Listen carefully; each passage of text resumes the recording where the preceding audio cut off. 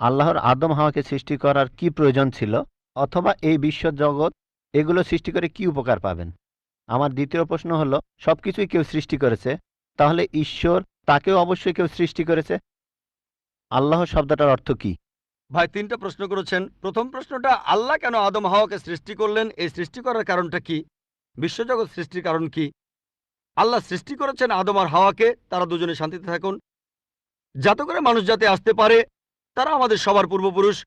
পবিত্র কোরআনে সূরা হুজুরাতের 13 নম্বর আয়াতে উল্লেখ করা হয়েছে, ইয়া আইয়ুহান নাসু ইন্না খালাকনাকুম মিন যাকরিন ওয়া উনসা ওয়া জাআলনাকুম শুউবান ওয়া কাবাইলা লিতাআরাফু ইন্না আক্রামাকুম ইনদাল্লাহি আতকাকুম ইন্নাল্লাহা আলিমুন খাবীর।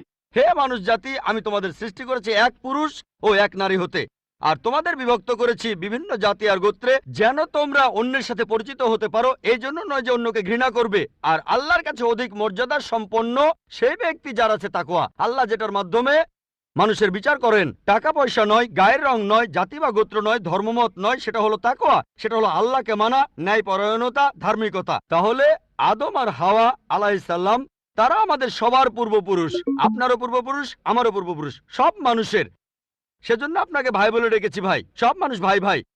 আল্লাহ বলেছেন ইয়া আইয়ুহান নাস, হে মানুষ জাতি। আর পবিত্র কোরআনে সূরা ইসরার 70 নম্বর আয়াতে উল্লেখ করা হয়েছে, ওয়া লাকাদ কাররামনা বানি আদামা। আল্লাহ তাআলা মর্যাদা দিয়েছেন সব আদম সন্তানকেই। হোক আপনি জন্ম নেন ইন্ডিয়ায়, আমেরিকায়, ইংল্যান্ডে, জন্মান কোনো হিন্দু পরিবারে বা মুসলিম পরিবারে বা খ্রিস্টান পরিবারে, আল্লাহ বলেছেন তিনি সব মানুষকে মর্যাদা দিয়েছেন। মানুষে জন্মালে আল্লাহ তাকে মর্যাদা দেবেন। সে হোক আপনার নাম জাকির, আব্দুল্লাহ, রামু, শঙ্কর, মানুষে জন্মালে আল্লাহ মর্যাদা দেবেন। আপনার প্রশ্নতে আসি, কেন আল্লাহ তাআলা মানুষ সৃষ্টি করলেন? আল্লাহ মানুষ সৃষ্টি করেছেন কারণ আল্লাহ বলেছেন মানুষ হলো আল্লাহ সৃষ্টির মধ্যে সেরা। আল্লাহ তাআলা অন্য যা কিছু সৃষ্টি করেছেন তা আল্লাহকে মানে। ফেরেশতা সৃষ্টি করেছেন, আল্লাহ যে আদেশই দেন ফেরেশতাগণ সে আদেশ পালন করেন, তাদের নিজস্ব ইচ্ছা নেই। মানুষ হলো আল্লাহ তাআলার এমন এক সৃষ্টি যার নিজের ইচ্ছা আছে। আমরা তার কথা মানতেও পারি, নাও মানতে পারি। তাই আল্লাহ আমাদের সৃষ্টি করেছেন, আমরা হলাম তার সৃষ্টির সেরা, আশরাফুল মাখলুকাত। তবে আমরা আল্লাহ তাআলার কথা মানতে পারি, নাও মানতে পারি। যদি আল্লাহর আদেশ মানেন তাহলে জান্নাতে যেতে পারবেন, তাহলে বেহেশতে যাবেন, স্বর্গে যেতে পারবেন। যদি আদেশ না মানেন তাহলে জাহান্নামে যাবেন, দোজখে যাবেন। তাহলে এই জীবনটা পরকালের জন্য পরীক্ষা। পবিত্র কোরআনে সূরা মুলকে 2 নম্বর আয়াতে উল্লেখ করা হয়েছে, আল্লাহ জি খালাকাল মাউতা ওয়া হায়াতা। আল্লাহ তাআলা সৃষ্টি করেছেন জীবন ও মৃত্যু তোমাদের পরীক্ষা করার জন্য। তাহলে এই জীবনটা হলো পরকালের জন্য পরীক্ষা। তাহলে আল্লাহ মানুষ সৃষ্টি করেছেন। আর আল্লাহ বলেছেন সূরা জারিয়াতের 56 নম্বর আয়াতে উল্লেখ করা হয়েছে, ওয়া মা খালাকতুল জিন্না ওয়াল ইনসা ইল্লা লিয়াবুদুন। আমি সৃষ্টি করেছি জিন ও মানুষকে যেন তারা আমার ইবাদত করে। তাই আমাদের উচিত আল্লাহ তাআলার আদেশ নিষেধগুলো মেনে চলা। তাহলে আমরা আল্লাহ সুবহানাহু ওয়া তাআলার অন্যরকম সৃষ্টি যার নিজস্ব ইচ্ছা আছে। আমরা আল্লাহ তাআলার আদেশ মানতে পারি, আবার নাও মানতে পারি।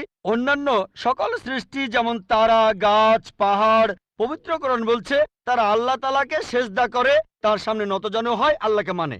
আমাদের স্বাধীন ইচ্ছা আছে, আল্লাহ আমাদের এই স্বাধীন ইচ্ছা দিয়েছেন। এই স্বাধীন ইচ্ছা নিয়ে যদি আল্লাহকে মানেন আপনি তাহলে ফেরেশতাদের উপরে চলে যাবেন। আর যদি আল্লাহ তাআলাকে না মানেন তখন হবেন শয়তানের সহযোগী। আল্লাহ আমাদের সৃষ্টি করেছেন পরকালের পরীক্ষার জন্য। আপনার দ্বিতীয় প্রশ্নে আসি, সবকিছুর একটা স্রষ্টা আছে, আল্লাহকে বানিয়েছে কে? যদি কেউ বলে সবকিছুরই একটা স্রষ্টা আছে, কথাটা ঠিক নয়। সব সৃষ্ট জিনিসের স্রষ্টা আছে। আল্লাহ তাআলার সংজ্ঞা হচ্ছে তাকে কেউ সৃষ্টি করেনি। যখনই বলবেন কে আল্লাহকে বানিয়েছে, সে আল্লাহ নয়। আল্লাহ তাআলার সংজ্ঞা হচ্ছে তিনি সৃষ্টি হননি। ধরেন এক লোক আপনাকে বলল যে ভাই, আমার বন্ধু জন, সে হাসপাতালে ভর্তি হয়েছে, সে একটা বাচ্চার জন্ম দিয়েছে। বলতে পারবেন এই বাচ্চাটা ছেলে না মেয়ে? বলতে পারবেন? চেষ্টা করেন, দেখেন। পারবেন না কেন? ছেলে না মেয়ে? হ্যাঁ না। ধরেন ভাই জন, সে হাসপাতালে ভর্তি হয়েছে, সে একটা বাচ্চার জন্ম দিল। এই বাচ্চাটা ছেলে না মেয়ে? আপনি বলতে পারবেন? না। না। 50% চান্স ছেলে না মেয়ে। লোকজন সবাই হাসছে কেন? বলতে পারবেন? পারবেন না কেন? যে উত্তরই বলেন সেটা কি ঠিক হবে? চেষ্টা করে দেখেন, যে বাচ্চাটা জন্মালো সে কি ছেলে না মেয়ে? চেষ্টা করেন। মেয়ে। মেয়ে। ভাই, পুরুষ লোক কি বাচ্চার জন্ম দিতে পারে? হ্যাঁ, এখানে আপনি ভুল করেছেন। একইভাবে ভুল করেছেন যখন বললেন কে আল্লাহকে বানিয়েছে। পুরুষ লোক কোনো বাচ্চার জন্ম দিতে পারে না, তাহলে তো মেয়ে বা ছেলে হওয়ার প্রশ্নই আসে না। এখন কি আপনি বুঝতে পেরেছেন? হ্যাঁ, বুঝতে পেরেছেন, এই তো ভালো। পুরুষ লোক কোনো বাচ্চার জন্ম দিতে পারে না, তাহলে তো ছেলে বা মেয়ে হওয়ার কোনো প্রশ্নই আসে না। যখন প্রশ্ন করলেন কে আল্লাহকে সৃষ্টি করেছে, আল্লাহর সংজ্ঞা হচ্ছে, ঈশ্বরের সংজ্ঞা হচ্ছে তিনি সৃষ্টি হননি। যখনই বলবেন কে আল্লাহকে বানিয়েছে, সে আল্লাহ নয়। ওয়ালাম ইয়াকুল্লাহু কুফুয়ান আহাদ, তার সমতুল্য কেউ নেই। এবারে আপনার শেষ প্রশ্নটাতে আসে, আল্লাহকে।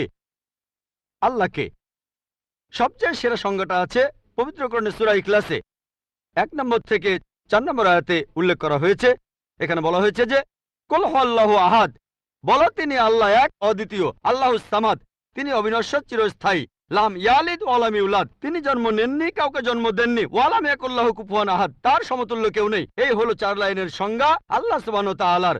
যদি কোনো মানুষ, যদি কেউ বলে যে অমুক লোকটা আল্লাহ, সেই লোক যদি এই 4টা শর্ত পূরণ করতে পারে, আমাদের মুসলিমদের কোনো আপত্তি থাকবে না সেই লোককে আল্লাহ বলে মেনে নিতে। 4 লাইনের সংজ্ঞা, এটাই হলো ধর্মের লিটমাস টেস্ট।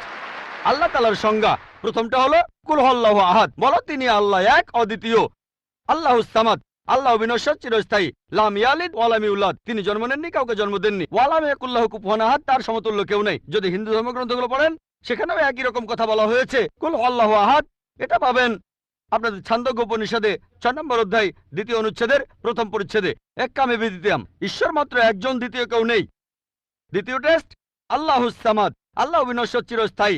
ভগবদ গীতা 10 অধ্যায়ে 3 অনুচ্ছেদ বলছে, আমাকে বলা হয় এই বিশ্ব জগতের প্রভু, আমি জন্ম নেইনি, কোনো শুরু নেই। তৃতীয় টেস্ট লাম ইয়ালিদ ওয়া লাম ইউলাদ, তিনি জন্ম নেননি, কাউকে জন্ম দেননি। আর শ্বেতক্ষেত্র উপনিষদে আছে 6 নম্বর অধ্যায়ের 9 অনুচ্ছেদে, নাচাই সাকাসিজ জানিতা নাচা দীপা, ঈশ্বরের কোনো প্রভু নেই, তার কোনো বাবা মা নেই। মহান ঈশ্বরের কোনো বাবা নেই, তার কোনো মা নেই। তারপর ওয়ালাম ইয়াকুল্লাহু কুফুয়ান আহাদ, তার সমতুল্য কেউ নেই। আর শ্বেতক্ষেত্র উপনিষদে বলা হয়েছে 4 নম্বর অধ্যায়ের 19 অনুচ্ছেদে আছে। এছাড়াও যজুর্বেদ 32 অধ্যায়ের 3 অনুচ্ছেদে বলা হয়েছে, নাতাস্তি প্রতিমা আস্তি, মহান ঈশ্বরের কোনো প্রতিমা নেই, কোনো মূর্তি নেই, কোনো ছবি নেই, কোনো ফটোগ্রাফ নেই, কোনো ভাস্কর্য নেই। এটা কে বলেছে? যজুর্বেদ 32 অধ্যায় 3য় অনুচ্ছেদ বলেছে একই কথা, ওয়ালাম ইয়াকুল্লাহু কুফুয়ান আহাদ। যদি কেউ বলে যে অমুক লোকটা হচ্ছে আল্লাহ, যদি সেই লোক এই 4টা শর্ত পূরণ করে, আমরা মুসলিমরা কোনো রকম আপত্তি ছাড়াই সেই লোককে আল্লাহ বলে মেনে নেব। যেমন ধরেন, কিছু লোক বলে ভগবান রজনীশ হলেন মহান ঈশ্বর। একবার প্রশ্নোত্তর পর্বে এক হিন্দু আমাকে বলেছিলেন, আমরা ভগবান রজনীশকে ঈশ্বর বলে মানি না। আমি কখনোই বলিনি হিন্দুরা ভগবান রজনীশকে ঈশ্বর বলে মানে। আমি বলেছি কিছু লোক তাকে ঈশ্বর বলে মানে। আসুন দেখি রজনীশকে আমরা টেস্ট করি। প্রথম টেস্ট হলো কুল হুয়াল্লাহু আহাদ, বলো তিনি আল্লাহ এক, অদ্বিতীয়। রজনীশ কি এক, অদ্বিতীয়? সেই কি একমাত্র লোক যে নিজেকে ঈশ্বর দাবি করেছে? এরকম অনেক মানুষই ছিল, আর এই দেশে হাজার হাজার লোক নিজেকে ঈশ্বর দাবি করেছে। রজনীশ একমাত্র নয়। তবে রজনীশ ভক্তরা বলে না না, উনি একটু আলাদা। এবারে পরের টেস্টে দেখি। আল্লাহুস সামাদ, আল্লাহ অবিনশ্বর, চিরস্থায়ী। রজনীশ কি অবিনশ্বর, চিরস্থায়ী? আমরা তার জীবনী থেকে জানি, তার আত্মজীবনী থেকে। রজনীশ ভুগছিলেন অ্যাজমা, ডায়াবেটিস আর পিঠের ব্যথায়। চিন্তা করেন, মহান ঈশ্বরের হয়েছে অ্যাজমা, ডায়াবেটিস, পিঠের ব্যথা। তৃতীয় টেস্ট লাম ইয়ালিদ ওয়া লাম ইউলাদ, তিনি জন্ম নেননি, কাউকে জন্ম দেননি। ভগবান রজনীশ জন্মেছিলেন মধ্যপ্রদেশে, তার বাবা মাও ছিলেন। 1981 সালে তিনি আমেরিকায় গেলেন, ইউএসএ। তখন হাজারো আমেরিকান তার ভক্ত হয়ে গেল। তারপরে আমেরিকার অরিগন প্রদেশে তিনি বানালেন একটা সেন্টার, আর তার নাম দিলেন রজনীশপুরম, তার গ্রাম। পরবর্তীতে আমেরিকান সরকার তাকে অ্যারেস্ট করে কারাবন্দী করে রাখলো। রজনীশ বলতো যে আমেরিকান সরকার তাকে স্লো পয়জনিং করেছে।